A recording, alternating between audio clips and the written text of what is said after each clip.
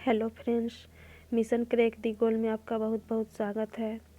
हम महेश बर्नवाल की एनसीईआरटी सार संग्रह 6 से 12 तक के बुक का टॉपिक वाइज रिवीजन शुरू करने जा रहे हैं, जो किसी भी तरह के competitive exam UPSC, state PCS, SSC, NTPC आदि के जीके जीएस सेक्शन की पूर्ण तैयारी के साथ साथ रिवीजन के लिए भी बहुत इम्पोर्टेंट है। तो चलिए शुरू करते हैं एनसीईआरटी सार संग्रह का। आधुनिक भारत का प्रथम टॉपिक, यूरोपीय कंपनियों का भारत में आगमन। व्यापार हेतु समुद्री मार्ग से भारत आने वाले प्रथम यूरोपीय कौन थे? पुर्तगाली।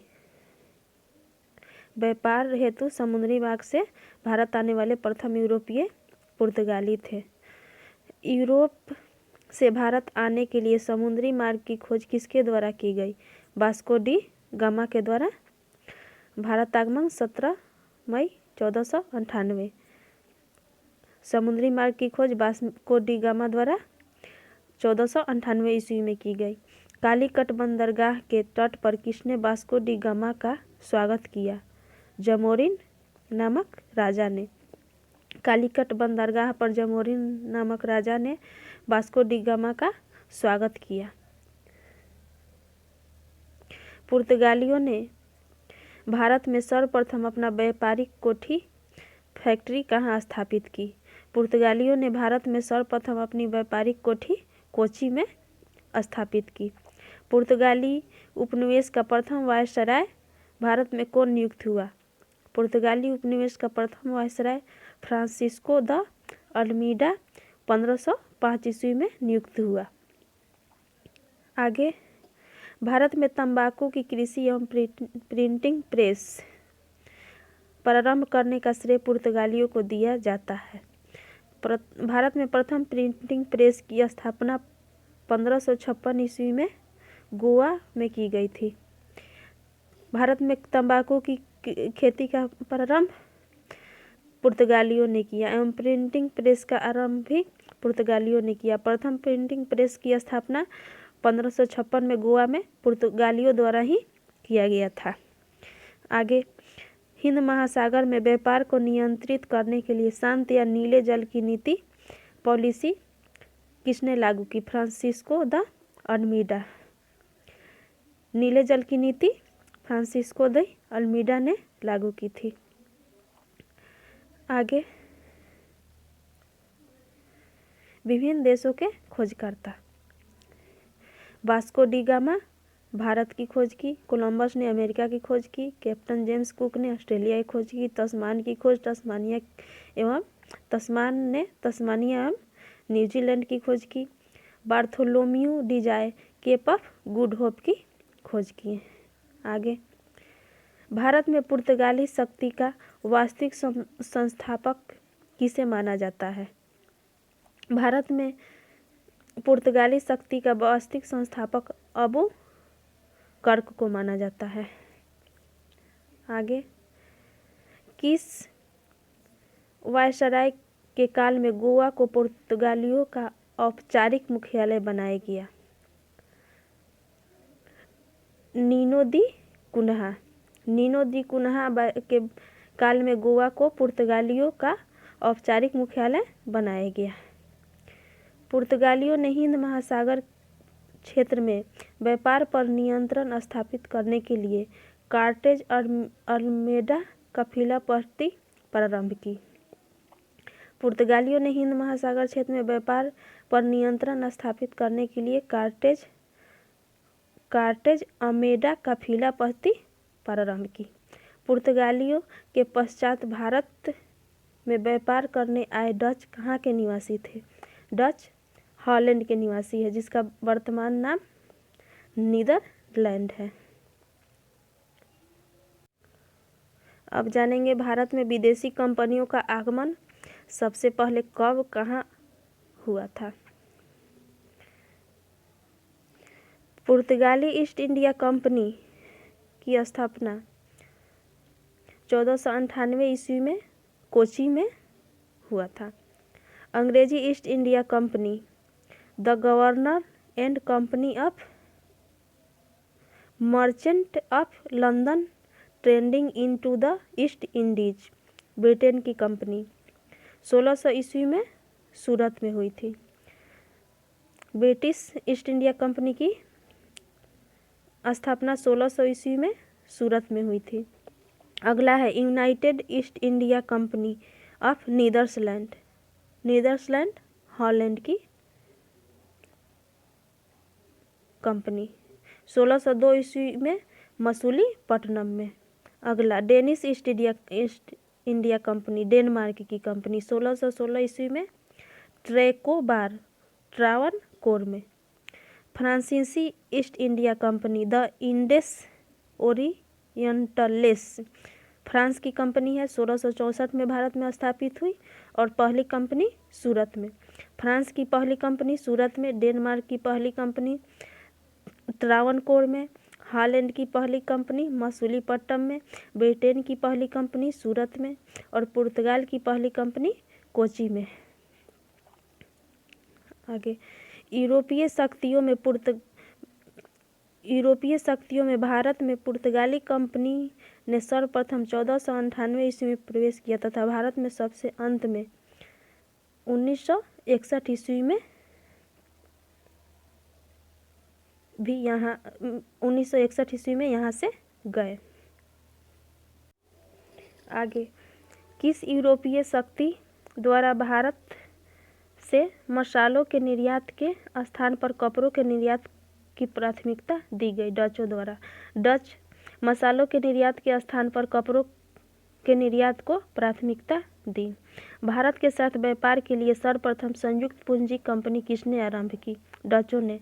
भारत में व्यापार के लिए संयुक्त पूंजी कंपनी डचों ने प्रारंभ की। वर्ष 1759 में बेदरा का युद्ध किन दो यूरोपीय शक्तियों के मध्य लड़ा गया? डच एवं अंग्रेज। डच एवं अंग्रेज के बीच 1759 में बेदरा का युद्ध लड़ा गया। लंदन में ब्रिटिश ईस्ट इंडिया कंपनी के गठन के समय भारत का सम्राट कौन था? अकबर था। लंदन में जब ब्रिटिश ईस्ट इंडिया कंपनी का गठन हुआ उस समय भारत का सम्राट अकबर था। आगे ब्रिटिश सम्राट जेम्स प्रथम का दूत बनकर भारत में व्यापारिक कोठी स्थापित करने के उद्देश्य से जहांगीर के दरबार में आने वाला प्रथम ब्रिटिश नागरिक था कैप्टन हॉकिंस।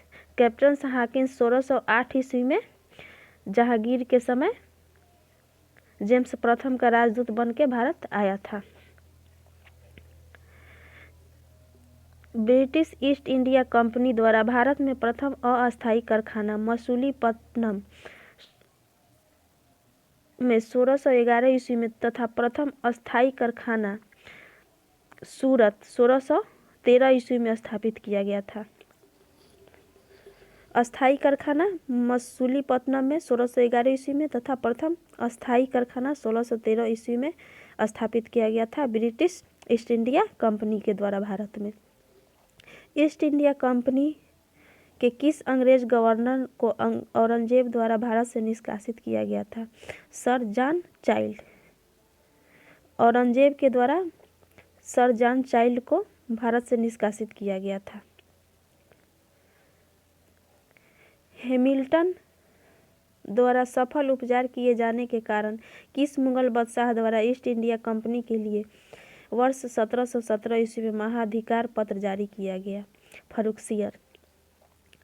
हैमिल्टन द्वारा सफल उपचार किए जाने के कारण मुगल बादशाह द्वारा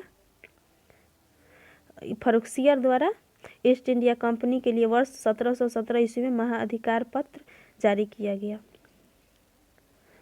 आगे 1661 ईस्वी में इंग्लैंड के राजा चार्ल्स द्वितीय का विवाह पुर्तगाली राजकुमारी कैथरीन के साथ हुआ। इस अवसर पर पुर्तगालियों ने चार्ल्स द्वितीय को दहेज के रूप में बम्बई द्वीप प्रदान किया। 1668 ईस्वी में चार्ल्स द्वितीय ने 10 पाउंड वार्षिक किराया लेकर बम्बई ईस्ट इंडिया कंपनी को दे दिया। चार्ल्स द्वितीय का विवाह पुर्तगाली राजकुमारी कैथरीन के साथ हुआ था।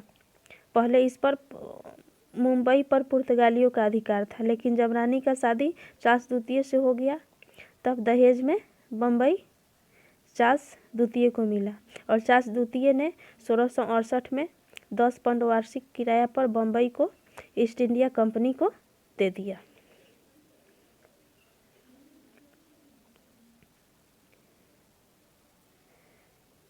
अब देखिए प्रमुख शहरों के संस्थापक। कलकत्ता शहर का संस्थापक जॉर्ज चार्नोक, मद्रास का संस्थापक फ्रांसिस डे, नई दिल्ली के संस्थापक एडविन लुटियंस एवं हर्बर्ट बेकर, बम्बई के संस्थापक गेराल्ड अंगियार।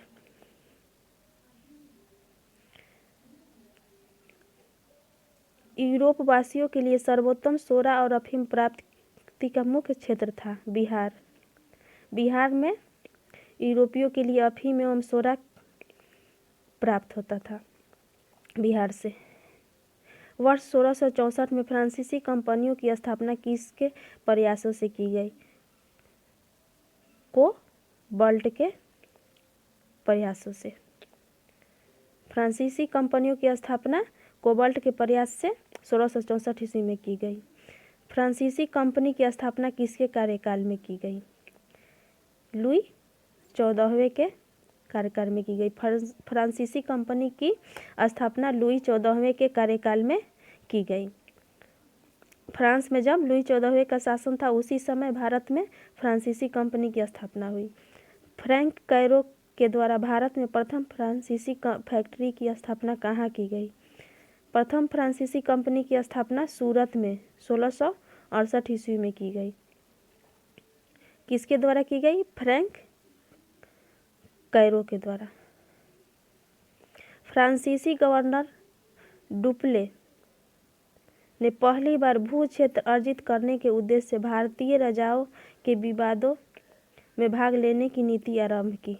फ्रांसीसी गवर्नर भू क्षेत्र अर्जित करने के लिए राजाओं के बीच विवाद में भाग लेने की नीति आरंभ की, मतलब फूट डालो राज करो की नीति। फ्रांसीसियों द्वारा फोर्ट लुई नामक किला कहाँ बनवाया गया? फ्रांसीसियों द्वारा फोर्ट लुई किला पांडिचेरी में बनाया गया। पांडिचेरी में फोर्ट लुई किला फ्रांसीसियों द्वारा। पांडिचेरी का प्रथम फ्रांसीसी गवर्नर कौन था? पांडिचेरी का प्रथम फ्रांसीसी गवर्नर फ्रांको मार्टिन था।